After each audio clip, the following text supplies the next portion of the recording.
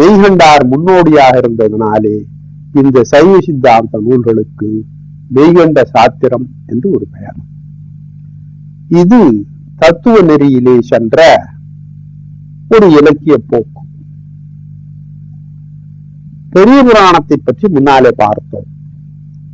இந்த பெரிய புராணத்தினுடைய பெருமையை பற்றி பல விதங்களிலே சொல்லிக் கொண்டு போகலாம். உலகில் உள்ள வேறு எந்த மொழியிலும் இதை போல ஒரு நூல் இல்லை என்று சொல்லுகின்ற அளவுக்கு இந்த பெரிய புராணம் அமைந்திருக்கிறது. தமிழிலே எழுதப்பட்ட இந்த பெரிய புராணத்தை போல் வேறு எந்த மொழியிலும் இல்லை, வேறு எந்த சமயத்துக்கும் இல்லை. அதாவது சமயத்தை பற்றிய நூல், அடியார்களை பற்றிய நூல் வேறு எங்கும் இல்லை, வேறு மொழியிலும் இல்லை, வேறு சமயத்துக்கும் இல்லை. அப்படி இந்த நூல் எழுந்ததனாலே இதற்கு மேலும் ஒரு சிறப்பு உண்டு. இது ஒரு காப்பியம் போல அமைந்திருக்கிறது. தமிழ்நாட்டிலே தோன்றியது. இது முதல் நூலாக தோன்றியது. நாம் 50 காப்பியங்கள் என்று சொல்லுகிறோம், கம்பராமாயணம், வெள்ளிபாரதம் என்றெல்லாம் சொல்லுகிறோம். எல்லாமே பிற மொழியிலே இருந்து மொழிபெயர்க்கப்பட்டவை. இந்த பெரிய புராணம் ஒன்றுதான் தமிழ்நாட்டிலேயே தோன்றியது, தமிழிலேயே தோன்றியது. இதுவே முதல் நூலாக அமைந்தது. ஆக இதன் அடிப்படையிலே வேறு பல நூல்கள் தோன்றத் தொடங்கின. அந்த வகையிலே பார்க்கிற பொழுது திருவிளையாடல் புராணம் என்கின்ற நூல் ஒரு சிறப்பான நூலாக அமைகிறது. மதுரையிலே சிவபெருமான் 64 திருவிளையாடல்களை இயற்றினார் என்பதை வைத்துக் கொண்டு 3 பேர் அதை பற்றி புராணங்கள் பாடியிருக்கிறார்கள். வேதாரண்யத்தைச் சேர்ந்த பரஞ்சோதி முனிவர் பாடிய திருவிளையாடல் புராணம் தான் இந்த 3லே சிறப்பாக கொள்ளப்படுகிறது. அதே போல முருகனுடைய பெருமையை குறிப்பதாக காஞ்சிபுரத்து கச்சியப்ப சிவாச்சாரியார் கந்தபுராணம் என்ற நூலை எழுதியிருக்கிறார். இந்த 3 நூல்களும் சைவத்துக்கு 3 கண்களை போன்றவை என்று ஏற்றுக்கொள்ளப்பட்டிருக்கின்றன. பக்தி இயக்கம் எதை சொல்ல தொடங்கியது? இறைவனை வழிபட வேண்டும் என்பதை சொல்ல தொடங்கியது. இறைவன் வீட்டிருக்கின்ற இடங்களை பற்றி சொல்லியது. அந்த இடங்களுக்கு செல்ல வேண்டும் என்பதை வற்புறுத்தியது. அங்கங்கே வாழ்ந்த அடியார்களை பற்றி சொல்லியது. ஆகவே அந்தந்த ஊருக்கும் ஒரு புராணம் தோன்ற தொடங்கியது. அவையெல்லாம் பல புராணங்கள் என்று அழைக்கப்பட்டன. அந்த ஊருக்கு உரிய பெருமையை தேடித் தருவதாக அமைந்த நூல்கள் ஆகினாலே அவை தல புராணங்கள் என்று சொல்லப்பட்டன. இது தமிழுக்குள்ள மற்றொரு சிறப்பு. தலபுராணம் என்பது வேறு எந்த இந்திய மொழியிலும் இல்லை. அங்கேயெல்லாம் மகாத்மியம் என்ற பெயரிலேதான் நூல்கள் அமைந்திருக்கின்றன. அவையும் வடமொழியிலிருந்து மொழிபெயர்க்கப்பட்டவையாக அமைந்துள்ளன.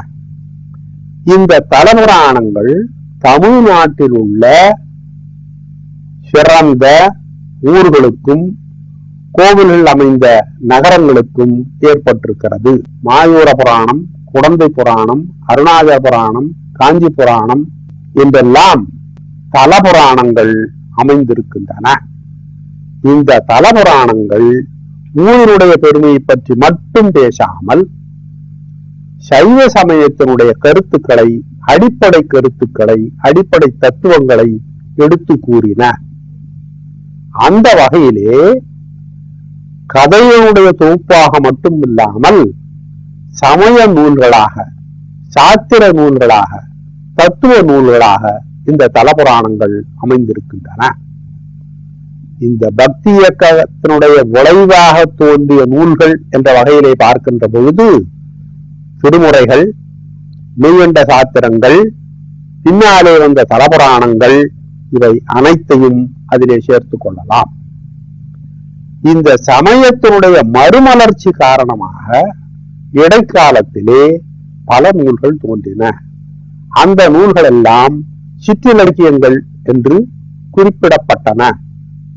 உலா, மடல், தூது, கலம்பகம், பிள்ளைத்தமிழ் முதலிய பல்வேறு சிற்றிலக்கியங்களை பற்றி நீங்கள் படித்திருக்கிறீர்கள். இந்த சிற்றிலக்கியங்களிலே 199 பங்கு இறைவனை பற்றிய பாடல்களாகவே அமைந்தன. குலோத்துங்கன் பிள்ளைத்தமிழ் என்கின்ற ஒரு நூலை தவிர மற்ற அனைத்து பிள்ளைத்தமிழ் நூல்களும் இறைவனை பற்றி பாடப்பட்டவை. அதே போல மூவர் உலா என்கின்ற ஒன்றை தவிர மற்ற எல்லா உலா நூல்களும் இறைவனை பற்றி பாடப்பட்டவை. ஆக சிற்றிலக்கியங்கள் அனைத்தும் இறைவன் புகழை பாடுவதாக, சமயத்தை பற்றி சொல்லுவதாக அமைந்திருக்கின்றன. அப்படி பாடும்பொழுது அந்த தூதாக செல்லுகின்ற பொருள் எப்படி செல்ல வேண்டும், எங்கே செல்ல வேண்டும், யாரை சந்திக்க வேண்டும், அங்கிருந்து எதை கொண்டு வர வேண்டும் என்றெல்லாம் தூது நூல்கள் பேசும். அவற்றையெல்லாம் பயன்படுத்தி கொண்டு இறைவனுடைய பெருமையை இந்த நூல்கள் பாடின. ஆக பக்தி இயக்கம் என்பது திருமுறைகளுக்கு இடம் கொடுத்தது, சாத்திர நூல்களுக்கு இடம் கொடுத்தது, தலபுராணங்களுக்கு இடம் கொடுத்தது, சிற்றிலக்கியங்கள் எல்லாம் தோன்றுவதற்கு காரணமாக அமைந்தது, சிற்றிலக்கிய வடிவிலே தன்னை வெளிப்படுத்திக் கொண்டது. ஆக பக்தி இயக்கம் என்பது இடைக்காலத்திலே தோன்றிய ஒரு பெரிய இயக்கம், சைவ சமயத்தினுடைய மறுமலர்ச்சிக்காக தோன்றிய பேர் இயக்கம். அதன் விளைவாக சைவ சமயம் புத்துயிர் பெற்றது. அந்த புத்துயிர் பெற்ற சைவ சமயம் தொடர்ந்து இன்று வரை அப்படியே நிலவுவதற்கு திருமுறைகளும் பின்னாலே வந்த புராணங்களும் சிற்றிலக்கியங்களும் காரணமாக அமைந்தன. இந்த வகையிலே சைவம் என்பது ஒரு சமயம். அது சிவனை முழுமுதற் கடவுளாக உடையது. அது சங்க காலத்திலே இருந்து சிவ வழிபாடு இருந்தது என்பதை காட்டுகிறது. அந்த இலக்கியங்களை அடுத்து வந்து பக்தி இயக்க கால இலக்கியங்களிலேயும் சிவ வழிபாட்டை நாம் பார்க்கிறோம். அந்த சிவ வழிபாடு என்பது 3 வகையாக பிரிந்தது. அப்படி பிரிந்து அமைந்த வகையிலே அடியார்களை பற்றிய குறிப்புகளை பார்க்கிறோம். அடியார்கள் கோவில் தொண்டையும் செய்தார்கள், சிவத்தொண்டையும் செய்தார்கள், மற்ற அடியார்களுக்கும் தொண்டு செய்தார்கள். அந்த வகையிலே இறைவனை அடைந்தார்கள் என்கின்ற செய்தியையும் பார்த்தோம். பக்தி இயக்கம் என்பது இலக்கியத்துக்கு வழிவகுத்தது என்பதையும் பார்த்தோம். இந்த வகையில் சைவ சமயம், சைவ சமய இயக்கம், சைவ சமய இலக்கியங்கள் ஆகிய அனைத்தையும் ஓரளவுக்கு பார்த்து முடித்திருக்கிறோம். இந்த சொற்பொழிவு தொடரிலே சைவம் என்கின்ற இந்த அமைப்பின் கீழ் 3 வகையாக இந்த சொற்பொழிவுகள் அமைந்தன. இந்த 3லேயும் சைவம் என்பதை பற்றி பெரும்பான்மையான கருத்துக்கள் சொல்லப்பட்டிருக்கின்றன. பயன்படுத்திக் கொள்ளுங்கள். வணக்கம், நன்றி.